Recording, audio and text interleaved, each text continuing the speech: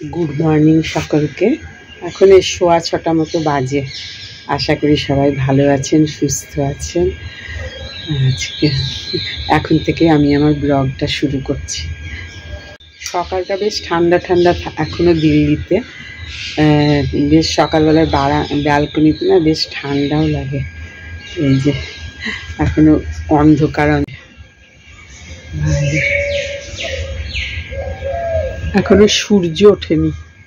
এখানে 7টার আগে দিল্লিতে ওঠে না সূর্য। আমার টগর ফুল ফুটছে এখন বেশ ভালোই ফোটে ফুল টুল। এই গাছেও ফুটেছে গো, অনেকগুলো ফুল ফুটেছে। এটাতেও ফুটেছে।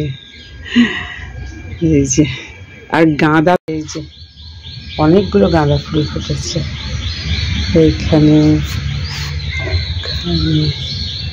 অনেকগুলো। আমরা সকালবেলাটাই এই বেড টি খাই, গল্প করতে করতে। একটুখানি চা তো থাকে না, এর মধ্যে সব ওই আদা, এলাচ, এই সমস্ত, দারচিনি, লবঙ্গ। এইটা আমরা সকালবেলায় এই বেডে বসে খাই গল্প করতে করতে। রোজকার মতো স্নান পুজো সেরে এখন এই 9:30 বাজে রান্নাঘরে চলে এলাম। এই যে ডাল ভিজিয়ে রেখেছিলাম, ডালটাকে পেস্ট করলাম, কাঁচা কলা আলু দিয়ে বড়ার মতো ভেজে এই মশলাপাতি সব রেডি করলাম। টমেটো পিষে নিলাম, দিয়ে এবার ডালটাকে বড়ার মতো করে ভেজে কাঁচা কলা আর আলু দিয়ে ঝোল করব। এই যে হয়েও গেল। এটা হচ্ছে আমার হাজব্যান্ডের ফেভারিট, রেডি কাঁচা কলা আলুর ঝোল বড়া দিয়ে। এই যে আমের চাটনি বানানো হবে। কি বড় বড় না কাঁচা আমগুলো। এই বছরে এই প্রথম শুরু হলো চাটনি আমের। তোমার দাদা তো টমেটোর চাটনি খেতে চায় না। না, আমের চাটনি ভালো গরমের দিনে। দারুণ আমগুলো, একদম গন্ধ বেরিয়ে গেছে গো, গন্ধ বেরিয়ে গেছে। দারুণ আম। কাঁচা আমের হয়ে গেল চাটনি। এটা আমাদের অনেকটা করে করা থাকে, আবার ফুরিয়ে গেলে করব। মন্দির থেকে ভোগ এসে গেল।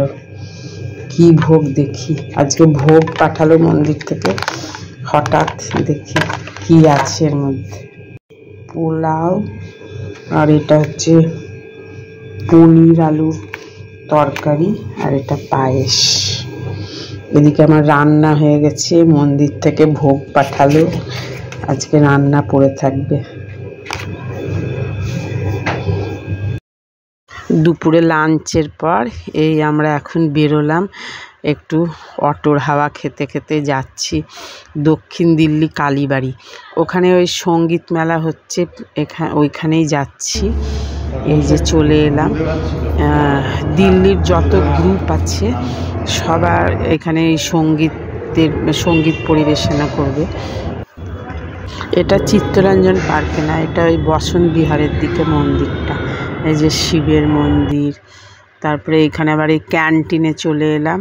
ক্যান্টিনে নানা রকম সব হয়েছে, ডিমের ডেভিল, ফিশ ফ্রাই এসব।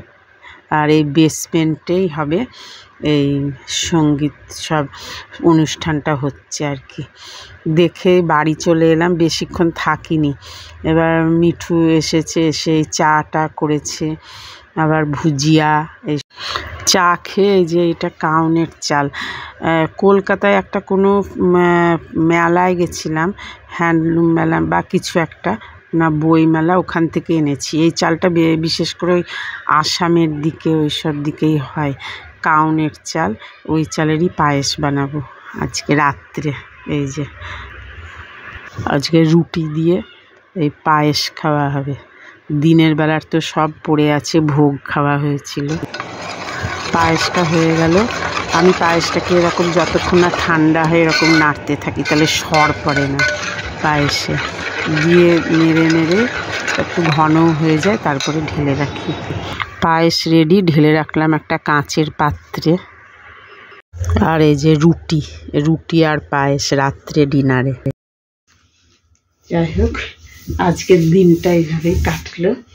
তো বিকালে ওই কালীবাড়িতে গেলাম, দক্ষিণ দিল্লি কালীবাড়ি, খুব ভালো লেগেছে। আর ওখানে সঙ্গীত মেলা হচ্ছে, পুরো দিল্লিতে যতগুলো গ্রুপ আছে তাদেরকে নিয়ে ওখানে সঙ্গীতের অনুষ্ঠান চলছে।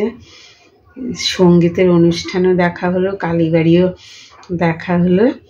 যাই হোক, এইভাবেই কাটলো আজকে সারাদিন। যদি মন্দিরে গেলে একটু মনটাও ভালো লাগে। তো বিকালবেলায় তো ভিডিওটা এখানেই এন্ড করছি। ভিডিওটা ভালো লাগলে লাইক, শেয়ার, সাবস্ক্রাইব করে দেবেন। আবার আসবো নতুন ব্লগে, নতুন ভিডিও নিয়ে।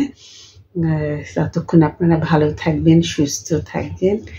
Tata, good night.